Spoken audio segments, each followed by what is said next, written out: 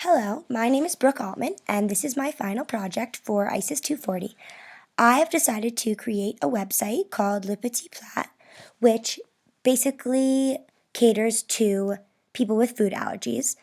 Over the years, I personally have struggled with many food allergies, beginning with gluten, dairy, eggs, soybeans, salmon, etc. And now I'm mostly just dairy. However, it's been a long road to getting over those. So I've learned a lot about what you have to do to find recipes that work for you and really navigate local restaurants. So, welcome to the homepage. As you can see, I have a navigation bar here with 5 icons, each leading to my other pages, my other main pages. Obviously, as you'll get to hear soon, there are many sub-pages within these pages. However, this navigation bar has the main points of interest for this site. Each of these icons has a hover feature, so as you hover over the icon, you figure out what it is. So let's take you to the first one. Here we have recipes. As you can see, the background image, which are it's of macaroons, which is my favorite food, is the same image as the homepage. A reason I chose this image was because A, the title of the site is French, and these macaroons are French, and B, because, like I said, they're one of my favorite foods. So that is consistent on a couple of these pages, not every single one.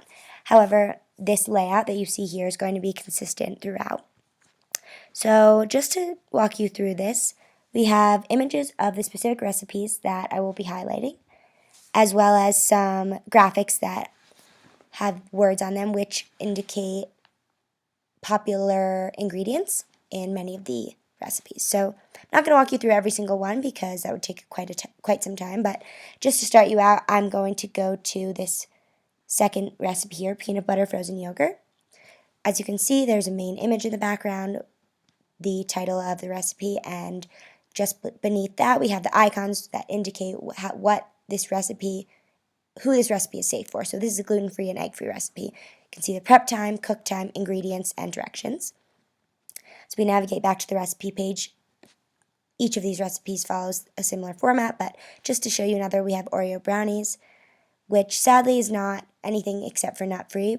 However, Oreos themselves are in fact dairy-free, which is a bit gross to think about since there is that cream filling in the inside, which is fully artificial. However, again, you can see the similar layout as the peanut butter frozen yogurt. Finally, I will show you the blueberry mug cake recipe because that was one I just recently made in my apartment. So this is a very quick recipe. It just takes about 1 minute to actually cook it, and you make it in your microwave. It's super easy for a dorm room snack, and it's a great dessert. This is actually nut, dairy, and egg-free. Now we have the restaurants page, which highlight local Durham restaurants that have foods that are easy to modify or are by nature allergy friendly.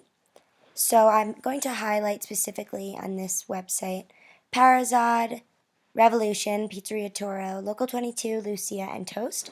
Of course, there are many more amazing restaurants in Durham as it's one of the foodiest small towns in America. However, at this time, these are just the only ones that are featured. However, in the future, I'd like to expand this list and really open it up to having more comments and allowing people who come to the site to comment and, say, oh, I went to Parazon and I got X, and even though it doesn't seem like it would be easy to modify, it was, and this is how you would do it. So that it could be more of an interactive space for people to collaborate and to learn about things that might not seem allergy friendly to begin with. So just to walk you through a couple of these, Parazad I'll walk you through first. Again, follows the same layout. It's very consistent, has that big background image.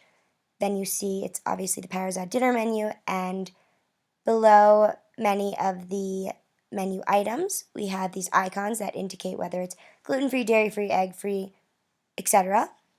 However, not every single item has these icons beneath them because many of them are just way too difficult to modify. So keep that in mind. However, I would do that for almost all of them. Just to return back and show you one other one, we have Toast, which has this gorgeous mouth-watering image of this delicious panini. Toast is more of a casual lunch and dinner also place. And so this specific page is set up a little bit differently because they set up their menu differently. So they have paninis, tramezzini, and crostinis. So there are very few icons here because you can pretty much apply these icons to anything.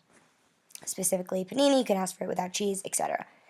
So that's just to give you a little basic overview of what the restaurants page has to offer. And now we will move on to the feedback page.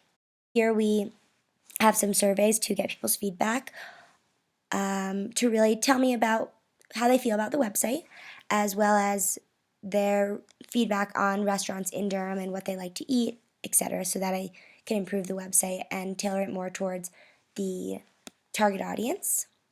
And then finally, we have the About page, which just gives a little brief summary about why I wanted to create this kind of a site. As I said, I've had food allergies in the past, and I really know that it can be a struggle eating out sometimes, and really also finding good recipes that are easy and interesting to make for yourself at home.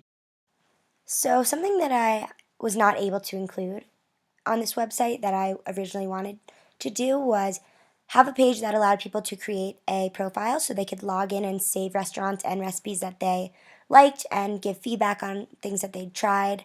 However, there were so many complications with A, the coding of that, and B, privacy concerns, because by creating an account, I would then be responsible for people's passwords and any information and data that went into that. So that was something that I was unable to do. However, if I decide to continue this project in the future, that might be something I want to actually look into.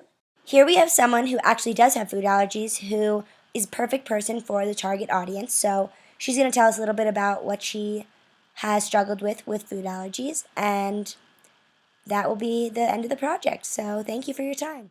Hi, my name's Drew, and I'm allergic to dairy, gluten, egg, garlic, cranberry, coffee bean, and raspberry.